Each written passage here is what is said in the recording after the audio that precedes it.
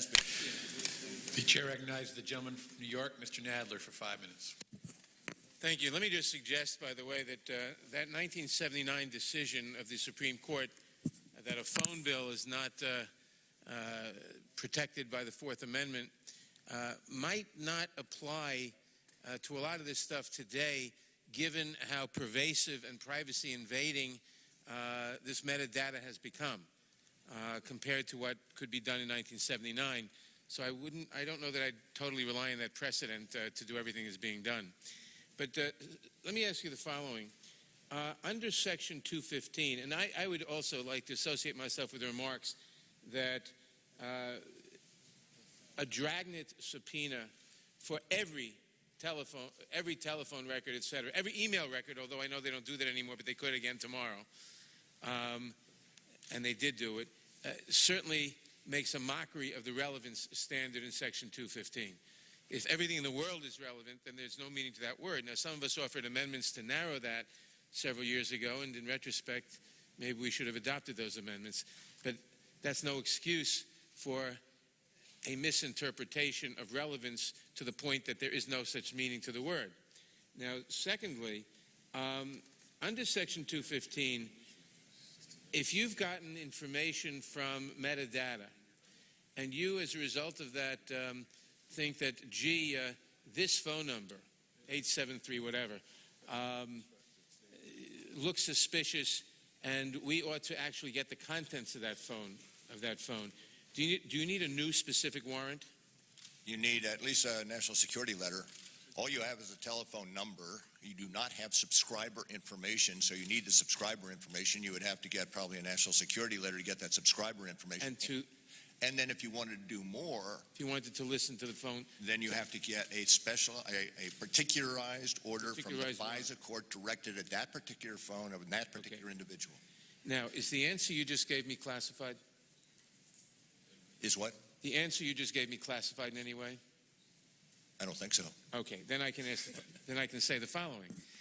We heard precisely the opposite at the briefing the other day.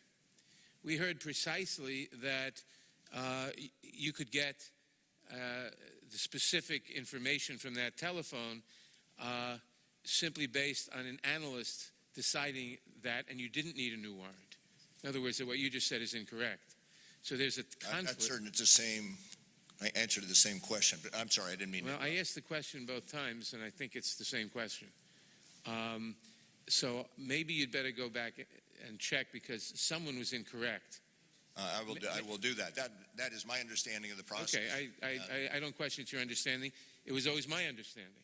Yeah. And I was rather startled the other day, and I wanted to take this opportunity to... I'm happy to clarify it. Thank you. Second, we have heard from Director DNI Clapper of the terrible, horrible damage to national security done by, what's his name, Snowden, by releasing this information. I'd like you to comment on that. I don't understand how national security was breached.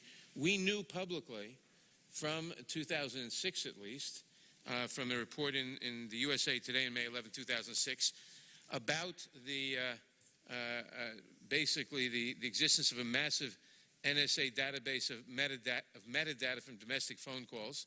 That was reported back then. We debated it in this committee and on the floor of the House in connection with reauthorization, I believe in 2012 and in 2008, at least several times. So that was known publicly. The only thing that was not known, as far as I can tell, that was revealed was the specifics of that court order, which tell us nothing other than what was already public, plus you can have it for whatever length of time it was. And even the stuff about Section 702, we debated that at length in the FISA Amendments Act debate a couple years ago. So that was pretty known. The only thing that may not have been known is the exact technical capabilities. But my assumption, and tell me why you think this is not correct, is that any terrorist or would-be terrorist with half a brain in his head would assume that all electronic communications are vulnerable and may be subject to interception. And how does what's his name just released add to that assumption or change that assumption? Well,